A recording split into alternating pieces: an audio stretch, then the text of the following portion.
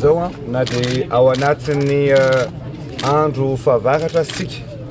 dia isaorantsika Andriamanitra fampotsaka amin'ny masoandro ary faniriako dia mba hipotsaka koa ny masoandro ho an'ny vahoaka malagasy iray manontolo mba ho avy daholo ny vahoaka malagasy aneo ny safidiny ary fidy amin'izao vaninandro lehibe izao satria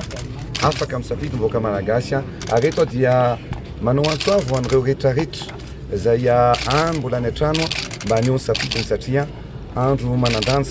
eo amin'ny firenena ny fifidianana izay ho atao androany satria hamaritra no avy Madagasikara amin'ny 5 taona manaraka ho avy izany re. Io dia ohatran'ny match na-foot ihany mbola tsy manomboka ny match dia efa milaza sady ny sasany fa miangatra ny arbitre. Izao ny zavatra lazaiko raha aty aminay manokana sanatry ny vavy ladiny lelo hoe isy ny osika avy aty aminay raha misy milaza fa misy zany hoe mikatsaka ny manao an'ireo karapanondro osika zany ataoko angambany fa amin'ny baiko ny fitondram-panjakana ny prime ministre sy ny fitsarana nanao perquisition any imprimerie nationale izay hita fa tsisy fa fanosorapotsaka fotsiny izany resaka tiana te resaka tiana tao tsy mendrika an'izany intsony ny vahoaka malagasy aleo safidy malalaka ny vahoaka malagasy ary aleo ny safidy ny vahoaka mba aneo an'izay firenena tsy nitatana amin'ity firenena ity tsy fotoana intsony zao anasiana ny fanakorontanana tsy fotoana intsony zao anasiana ny fanakorontanana tsaina. Zao ny zavatra lazaiko mikasika ny hoe ministre ny intérieur